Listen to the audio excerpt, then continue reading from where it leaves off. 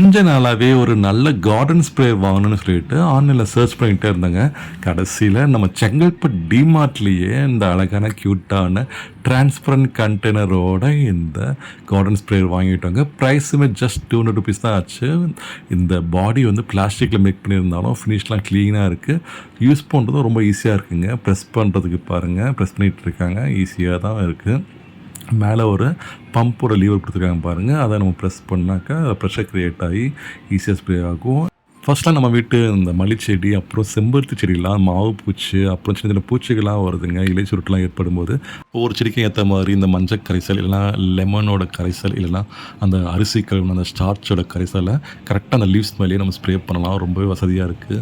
ஃபஸ்ட்லாம் மக்கில் நாங்கள் யூஸ் பண்ணுவோம். நிறைய தண்ணி ஸ்பில் ஆகி தேவையில்லாத இடத்துலாம் வந்து ஊற்றுற மாதிரி ஆயிரும். இந்த ப்ராடக்ட் எங்களுக்கு ரொம்பவே யூஸ்ஃபுல்லாக இருக்குங்க. பார்க்குறதுக்கும் அழகாக க்யூட்டாக இருக்குது. ரொம்ப ஹேண்டியாக இருக்குது. யார் ஒன்றா எடுத்து யூஸ் பண்ணுற அளவுக்கு லைட் வெயிட்டாக இருக்குங்க. நம்ம வீட்டில் இந்த புதுசாக இந்த கருவேப்பிலை செடி வருதுங்க. அதுக்கு தான் நாங்கள் ரொம்ப கேர் எடுத்து பண்ணிகிட்ருக்கோம். தவிர இந்த செம்பருத்தி செடிகளை குறிப்பாக இந்த மாவு பூச்சிலாம் வராமல் இருக்கிறதுக்காகவே நாங்கள் வந்து இந்த ஸ்ப்ரேவை குறிப்பாக வாங்கினோங்க. ஒவ்வொரு இலையாக பார்த்து பார்த்து ஈஸியாக நம்ம வந்து லொக்கேட் பண்ணி ஸ்ப்ரே பண்ணால் வசதியாக இருக்குது. அடுத்த வீடியோவில் வேறு ஒரு யூஸ்ஃபுல்லான கார்டனிங் டூலோட மீட் பண்ணுறேன். தேங்க்ஸ் ஃபார் வாட்சிங். Keep supporting.